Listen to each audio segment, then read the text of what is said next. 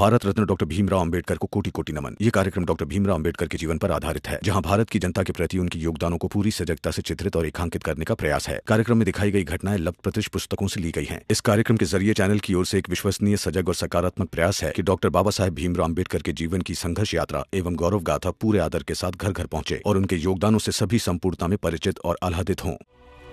आगे से ध्यान रखूंगा। ऐसी बारीक बातें मुझे आज तक किसी ने समझाई नहीं ना, इसलिए ये परख नहीं पाता हूँ कि क्या सही है और क्या गलत है। ठीक है ध्रुव, अभी हम भी गांव-गांव जाते हैं और अपने लोगों को बताते हैं कि वो अपने बच्चों को पढ़ने भेजें। चल।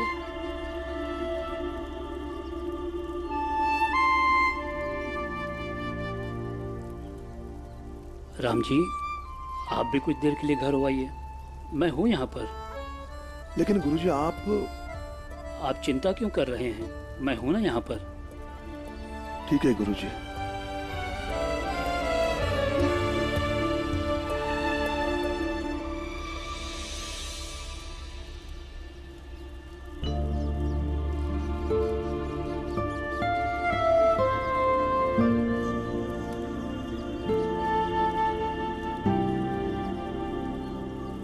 भाई थोड़ा सा पानी पिला दो। जी अभी लाई।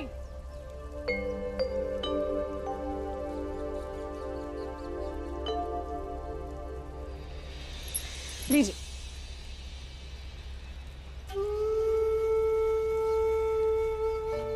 जी पानी।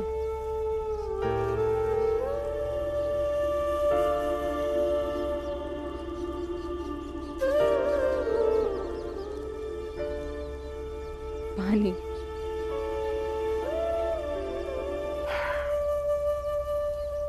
कब आग लगी पता ही नहीं चला। थक गए हैं ना बहुत। बच्चे भी तो नहीं सोए होंगे। बस ये बात जल्द से जल्द सुलझ जाए और भीम की पढ़ाई शुरू हो जाए। भीमा भाई, अब आसपास के गांव वाले भी हमारी मदद कर रहे हैं। एक बार हमारे जात के बच्चे पढ़ने आए, फिर अंबेडकर गुरुजी कह रहे थे मैं ऊपर तक बात करूंगा। सच? और फिर दाखला भी हो जाएगा। अच्छी बात है। लेकिन आप अभी घर आ गए हो ना, तो बस आराम कीजिए, वहां की चिंता मत करना, सब ठीक हो जाएगा।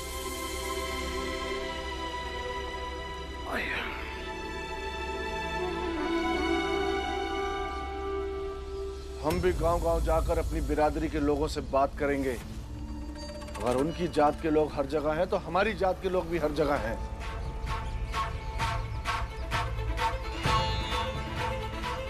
अब लड़ाई जब सतारा में फैल ही चुकी है, तो लड़ाई तगड़ी होनी चाहिए। वो भीमराव पिद्दी क्या कहता था? लड़ाई जितनी कठिन होगी उतनी याद की जाएगी। सेठ जी एकदम सही कह रहे हैं। हम भी गांव-गांव जाकर अपने जाति के लोगों से बात करते हैं। हाँ बिल्कुल सही, हम जाएंगे और बात करेंगे। लेकिन सुनो कि क्या बात करनी है और कैसे बात करनी है। सबसे पहले उन लोगों के मन में डर बिठाना होगा कि कल तक जिन लोगों के हाथ का छुआ हुआ पानी नहीं पीते थे, आज वो हमारे बराबर में बैठकर पोथी पढ़ने पर आमादा है। वो सब एक हो गए हैं और हमारे खिलाफ योजना बना रहे हैं लड़ाई करने की। दीदी, सुना है कि भीमराव की जीत हो रही है और शिक्षा के दुश्मन की हार। लेकिन मैंने तो ये भी सुना है माधवी कि भीमराव के खिलाफ बड़ी जाति के लोग एक हो गए हैं और इस बार की लड़ाई ने जात पात वाला रंग ले लिया है। सेठ जी ने अच्छी तरकीब लगाई है। अपनी जात के आदमियों को तो इकट्ठा कर ही रहे, लेकिन भीमराव के पीछे भी 2 आदमी लगा दिए। और वो इसी फिराक में रहेंगे कि भीमराव जहाँ अकेला मिला उसे मार के वहीं फेंक देंगे। जातिगत लड़ाई में किसने किसको मारा क्या पता चलना है? सही कह रहे हो काका। मैंने सुना कि भीमराव ने सबके नाक में दम करके रखा है। वो खत्म हो जाना तो ठीक है। वैसे आपको पता है किस तरफ गया भीमराव? तो गांव के दक्षिण दिशा में जो तालाब है, तो तालाब की तरफ जो रास्ता जाता है उधर ही गया है।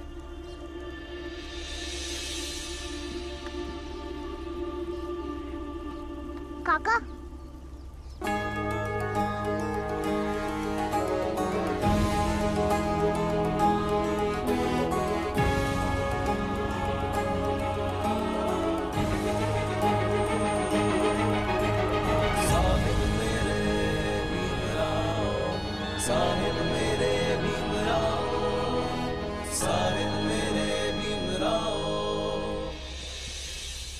माधवी, ऐसे तुम नहीं जा सकती हो।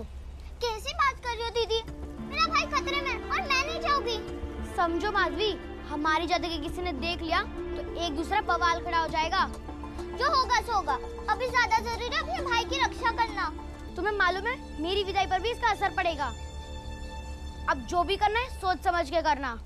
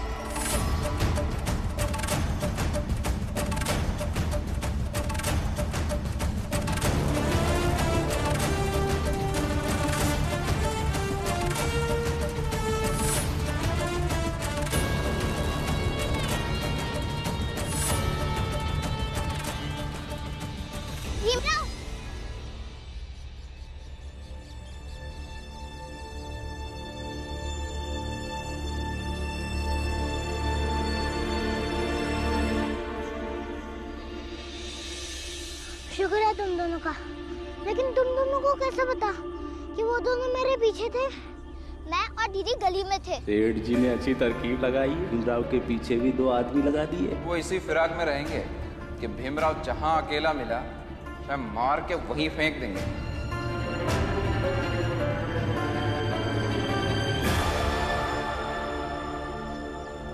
ये दीदी का दिमाग था।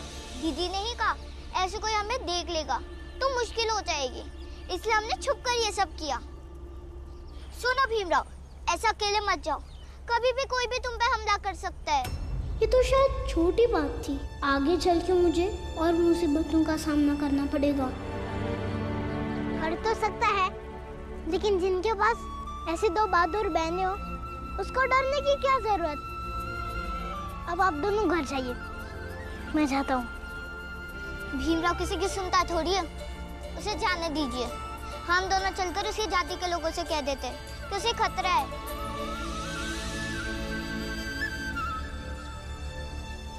जितने लोगों से हम संपर्क करना चाहते थे हमने संपर्क किया। अब देखना ये है कि कितने बच्चे पढ़ाई करने के लिए आते हैं। राम जी, मुझे लगता है इतने बच्चे तो आ ही जाएंगे जितने के लिए हम कह सकें कि उन्हें पढ़ने की इजाजत दी जाए।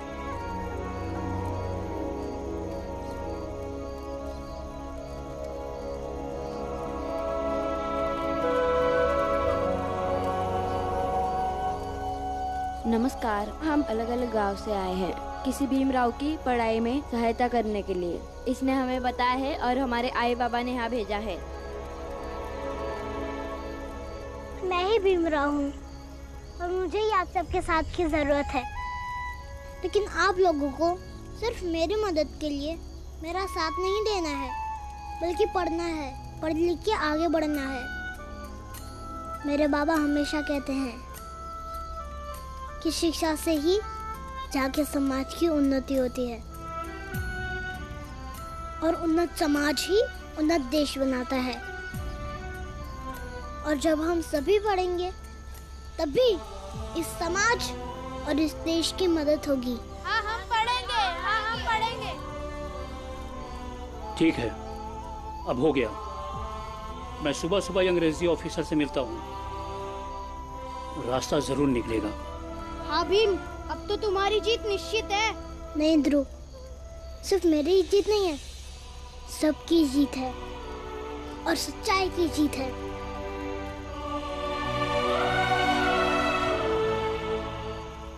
सेठ जी, वो भीमराव के साथ में पढ़ने वाले बहुत से विद्यार्थी हो गए और वो अम्बेडकर गुरुजी वो कल सुबह अंग्रेज अफसर से मिलने की बात कर रहे हैं। अब क्या होगा?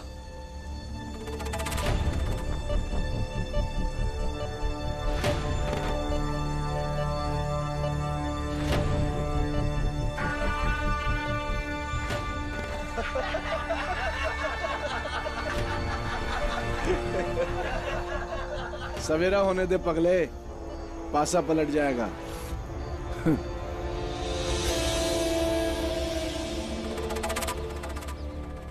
आओ आओ, बोलो बोलो। सुनो सुनो, सब ध्यान से सुनो। आसपास के 21 गांवों के ऊंची जाति के लोगों ने ये फैसला किया है कि छोटी जाति के लोगों को कोई भी काम नहीं देगा और जो देगा उसको जाति से बाहर निकाल दिया जाएगा।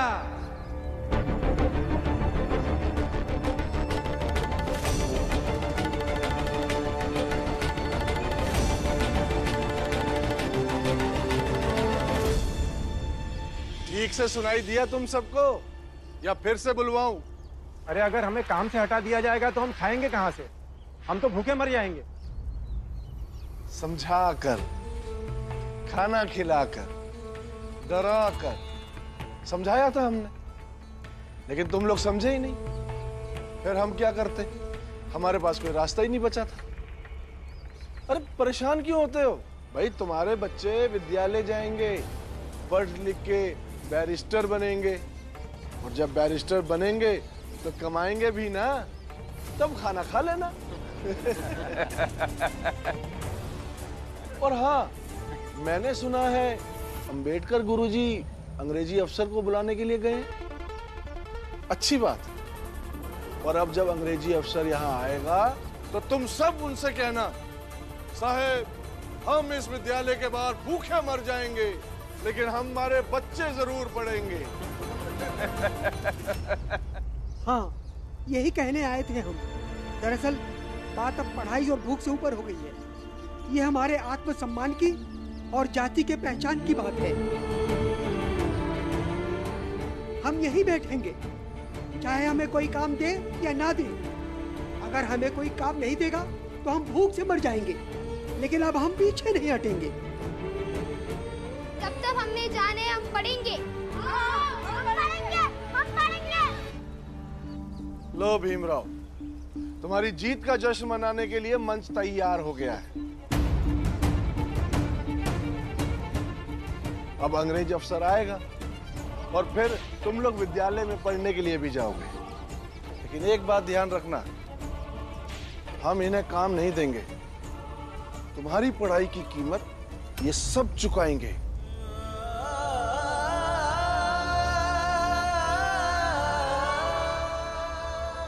आज भीमराव तुम जीत भी जाओ, लेकिन तुम्हारे समाज के ये लोग जरूर हारेंगे।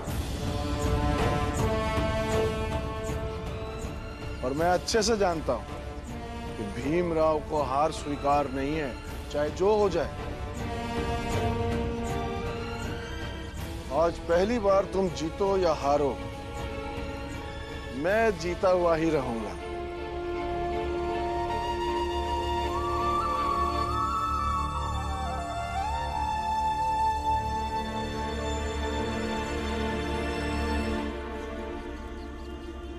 आइए ऑफिसर साहब, ये देखिए, इस विद्यालय में छोटी जात के बच्चों को पढ़ने नहीं दिया जा रहा है। इस इलाके की व्यवस्था आपके अधीनस्थ है।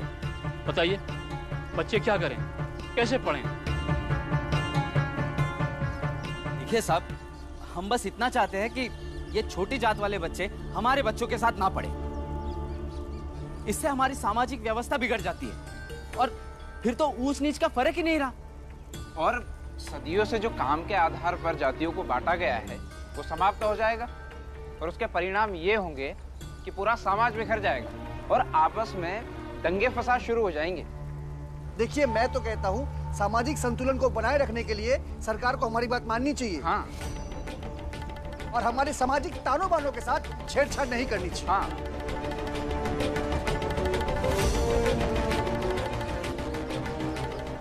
जवाब दो भीमराव, बोलो राम जी सकपा। देखिए कप्तान साहब, इन सब लोगों ने मेरे बेटे से आपसी दुश्मनी के लिए मेरे बेटे को स्कूल से निकलवाया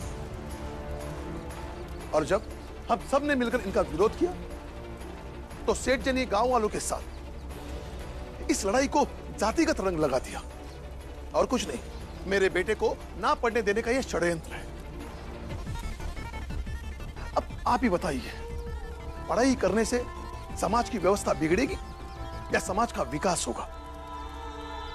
साहब, ये हमारी व्यवस्था को तोड़ने के लिए इसे विकास का नाम दे रहा है। ये एक जातिवाद लड़ाई है साहब, और ये लड़ाई इसलिए हो रही है ताकि ये हमारी जगह पर बैठ सके।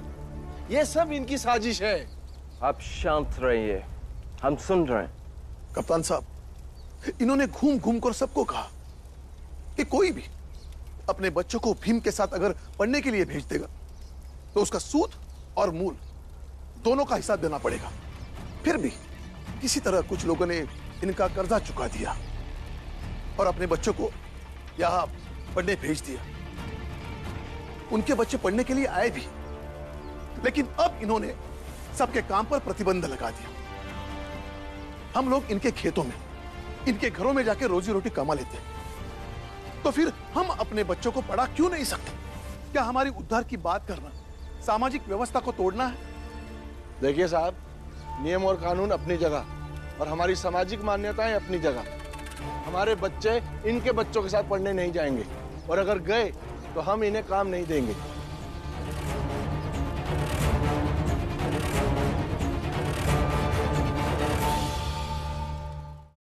पढ़ने की बात पर आप हक और कानून का भाषण दे सकते हैं, लेकिन किसे नौकरी देनी है किसे नहीं देनी, ये फैसला तो हमारा होगा। सही है, सही है, बिल्कुल सही। हाँ। ऑफिसर, इस तरह की शर्त लगाकर माहौल को खराब किया जा रहा है। ऐसी शर्त का मतलब है पढ़ाई करो या भूखे मरो। गुरुजी, काम देना या ना देना इनकी मर्जी है, हम इनकी मर्जी बदल नहीं सकते। अपने घर, अपने खेत, इंसान की अपनी ही मर्जी चलती है ना। मर्जी तो चलती, और आप लोग भी इनकी मर्जी से ये चलते हैं। जैसे अब आपकी फौज में हमारे जात के लोगों के लिए कोई भी जगह नहीं है। क्यों, बता सकते हैं आप? क्योंकि इनके राजाओं के पास इनके लिए नौकरी नहीं बची, तो फिर अंग्रेजी फौज में जाने के लिए तैयार हो गए। फिर इन्होंने एक शर्त रख दी कि हम इन लोगों के हाथ का पानी नहीं पी सकते, तो इनके साथ कदम ताल कैसे मिला सकते? आप भी खुश हो गए, अंग्रेजी फौज में बड़े लोग आ गए, तो छोटे लोगों की क्या जरूरत है? लेकिन कप्तान साहब, आप एक बात भूल गए। अंग्रेजी फौज की शुरुआत में यहां पैर जमाने के लिए हम जैसे लोगों ने ही जान की बाजी लगा दी थी। अब हमारे बच्चे पढ़ने आए तो आप इन लोगों को अहमियत दे रहे हैं, जब इनका समाज में दबदबा है। आप ये नहीं देखते कि समाज का एक बहुत बड़ा हिस्सा इनकी वजह से शिक्षा से वंचित है, ज्ञान से वंचित है, सम्मान से वंचित है, अपने हक से वंचित है, और आप इनका साथ दे रहे हैं। चुप!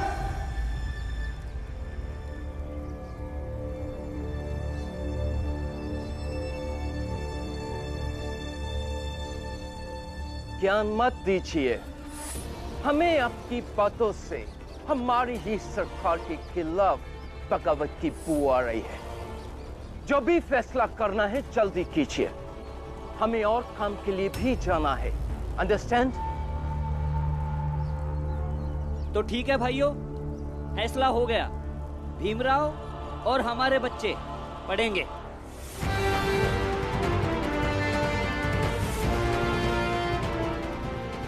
फिर चाहे हमें कोई काम दे या ना दे।